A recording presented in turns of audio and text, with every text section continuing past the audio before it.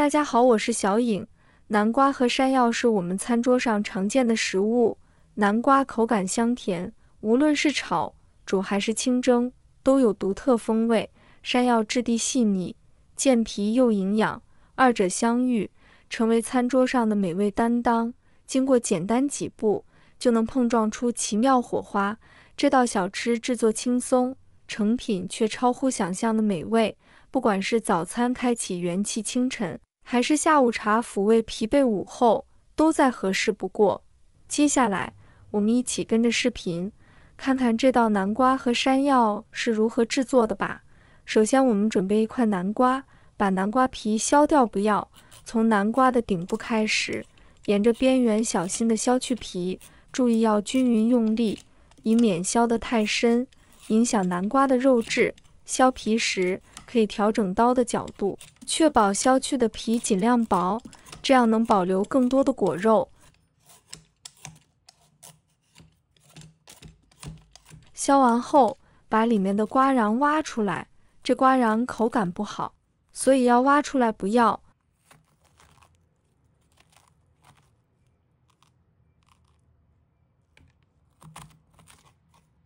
挖干净后，用流动水把它清洗干净，去掉表面的灰尘和杂质。清洗干净后，放在案板上，将南瓜头切掉不要，再对半切开，再将南瓜切成薄片，注意保持切面平整。薄片可以根据需要调整厚度。南瓜不仅色泽诱人，口感绵软，还富含营养，可以用这些南瓜片制作汤、沙拉或是简单的蒸菜，既美味又健康。尽量切的大小均匀一些，这样方便均匀受热。切好后，把它放入盘中，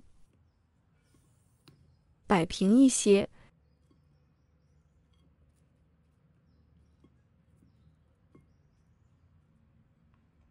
直接放入锅中，把它蒸10分钟。我们再准备一段山药，由于它生长在泥土之中，外皮附着着大量泥土，所以要先用流动的清水仔细冲洗，千万别小瞧这一步。要是不洗净就去皮，那些泥土会牢牢粘在山药上，后续清理可就麻烦大了。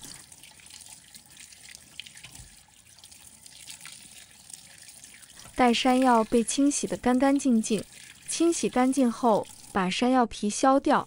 不过，处理山药时可得格外小心。不少朋友在接触山药后，皮肤会莫名出现红点，还痒得厉害。即便反复清洗，瘙痒感依旧挥之不去。这是因为山药的粘液里含有植物碱，其表皮还富含皂角素，一旦接触皮肤，便容易引发发痒症状。所以，为了避免这种情况，我们不妨戴上手套来操作，给双手加一层防护。随着削皮刀缓缓移动，山药那光滑的内里逐渐展露。将山药的外皮全部削除后，再把它清洗一下，洗掉表面的杂质。清洗干净后，放在案板上，把它切成均匀的薄片。切片时要小心，避免手指受伤，尽量切的大小均匀一些，这样方便均匀受热。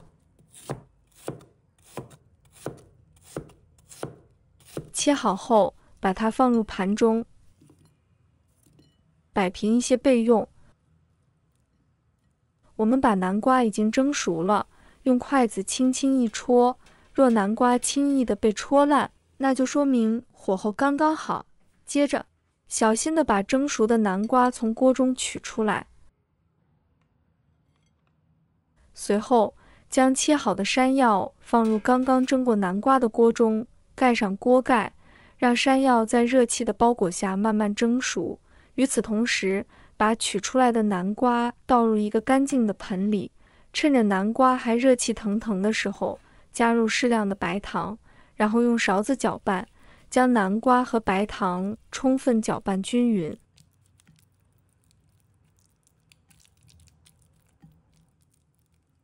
直至南瓜变成细腻的泥状，待南瓜泥搅好后，加入适量的面粉，边加边搅拌，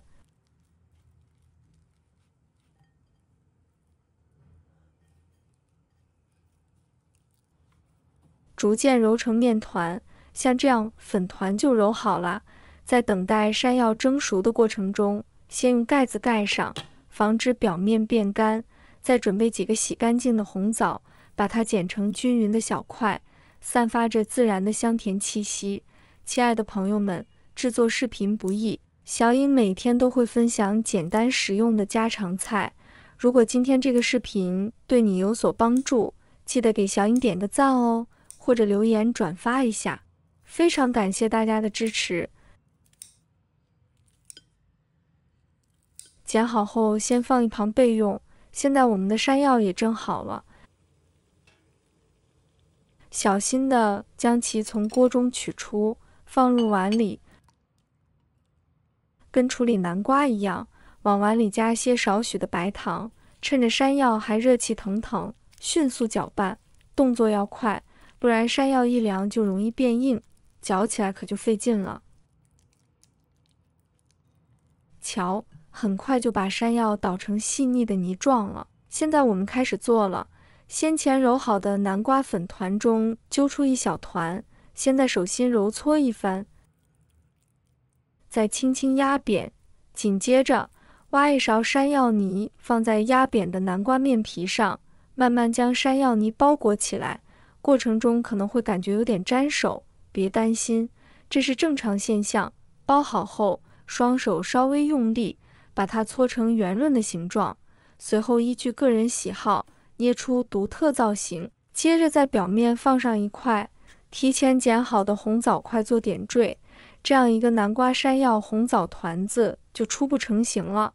准备一个干净盘子，在盘底均匀刷上一层食用油，将做好的团子小心放入盘中，按照这个步骤依次完成所有团子的制作。